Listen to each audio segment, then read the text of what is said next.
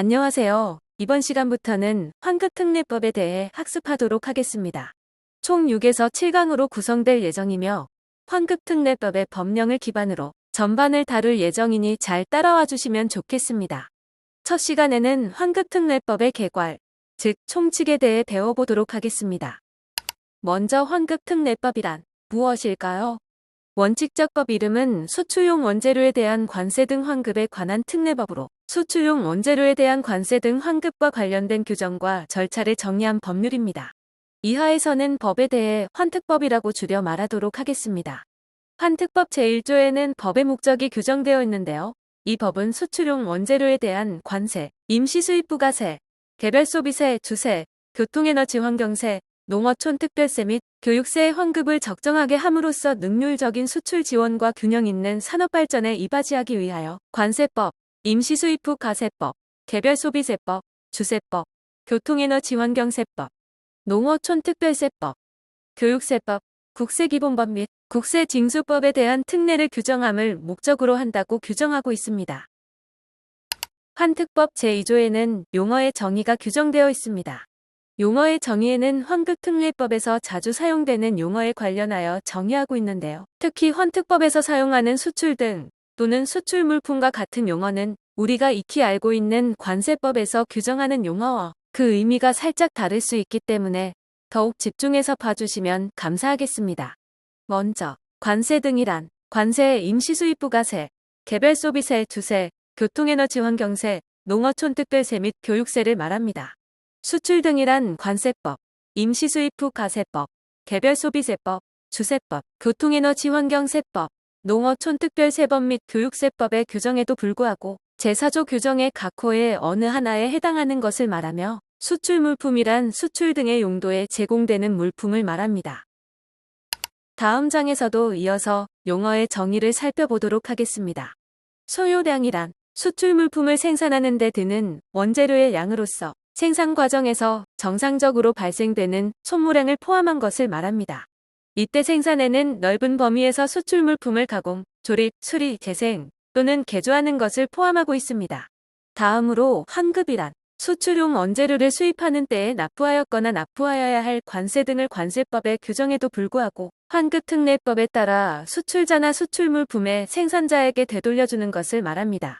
마지막으로 정산이란 수출용 원재료에 대하여 일정 기간별로 일괄 납부할 관세 등과 지급이 보류된 환급금을 상기하는 것을 말합니다. 상기의 법에서 규정되지 않은 용어들은 이어서 해당 법에서 용어가 등장할 때 따로 규정하고 있으니 참고해 주시길 바랍니다. 다음으로 환급 대상 원재료에 대해 살펴보도록 하겠습니다. 환급 대상 원재료는 크게 수출 물품을 생산한 경우와 수입한 상태 그대로 수출한 경우로 나눌 수 있는데요. 먼저 수출 물품을 생산한 경우에는 다음 항목의 어느 하나에 해당하는 것으로서 소요량을 객관적으로 계산할 수 있는 것을 말합니다. 해당 수출 물품의 물리적 또는 화학적으로 결합되는 물품, 해당 수출 물품을 생산하는 공정에 투입되어 소모되는 물품이나 다만 수출 물품의 생산용 기계기구 등의 작동 및 유지를 위한 물품 등 수출 물품의 생산에 간접적으로 투입되어 소모되는 물품은 제외하며 마지막으로 해당 수출 물품의 포장용품을 말합니다. 수입한 상태 그대로 수출하는 경우에는 해당 수출 물품을 말합니다. 이때 국내에서 생산된 원재료와 수입된 원재료가 동일한 질과 특성을 갖고 있어 상호 대체 사용이 가능하여 수출 물품의 생산 과정에서 이를 구분하지 아니하고 사용되는 경우에는 수출용 원재료가 사용된 것으로 본다. 다음으로 제4조 환급 대상 수출 등에 대해 살펴보도록 하겠습니다.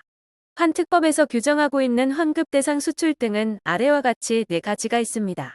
1. 관세법에 따라 수출 신고가 수리된 수출. 다만 무상으로 수출하는 것에 대하여는 기획재정부령으로 정하는 수출로 한정한다. 2. 우리나라 안에서 외화를 획득하는 판매 또는 봉사 중 기획재정부령으로 정하는 것.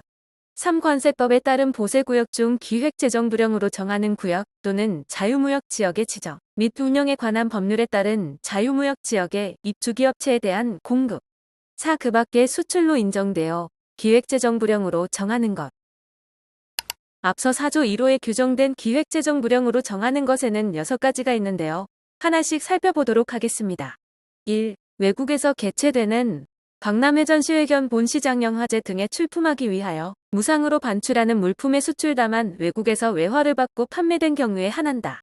2. 해외에서 투자 건설용역 산업 설비 수출 기타 이에 준하는 사업에 종사하고 있는 우리나라의 국민에게 무상으로 송부하기 위하여 반출하는 기계시설 자재 및 근로자용 생활 필수품 기타 그 사업과 관련하여 사용하는 물품으로서 주무부 장관 또는 주무부 장관이 지정한 기관의 장이 확인한 물품의 수출.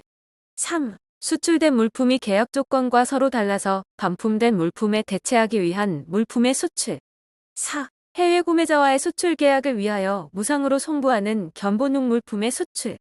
5. 외국으로부터 가공임 또는 수리비를 받고 국내에서 가공 또는 수리를 할 목적으로 수입된 원재료로 가공하거나 수리한 물품의 수출 또는 당해 원재료 중 가공하거나 수리하는 데 사용되지 아니한 물품의 반환을 위한 수출. 5위. 외국에서 위탁 가공할 목적으로 반출하는 물품의 수출.